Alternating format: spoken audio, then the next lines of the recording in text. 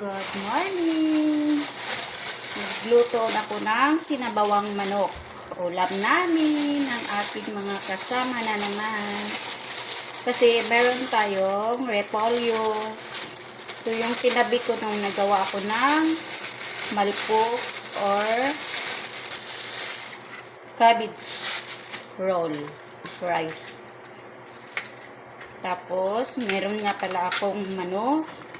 Kalahating manok. Hinihiwa ko lang sa maliliit para naman hindi siya masyadong malalaki. Ito. Ito na yung gulay.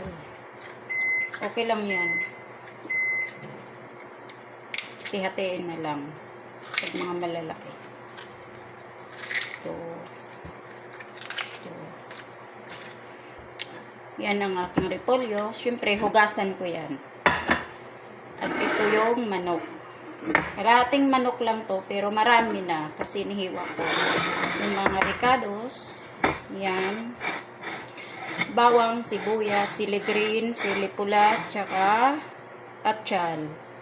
Tapos, siyempre, may dahon, sibuyas.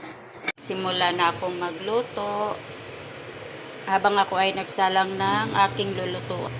At nung mainit na siya, lagyan na ng mantika. Unahin pag-isa yung bawang. Sunod naman, sibuyas.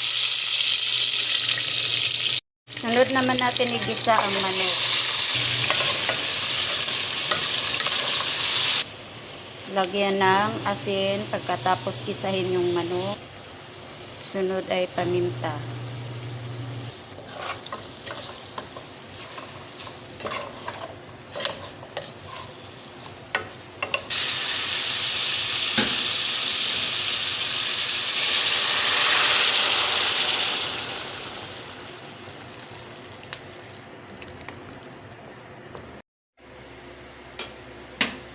Timpla na tayo, lagay na yung ating mga pang palasa.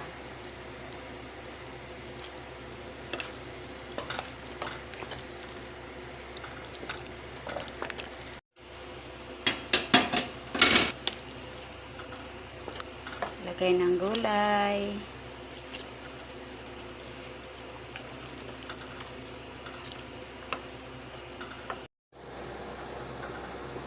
Tingnan natin. Yun, luto na.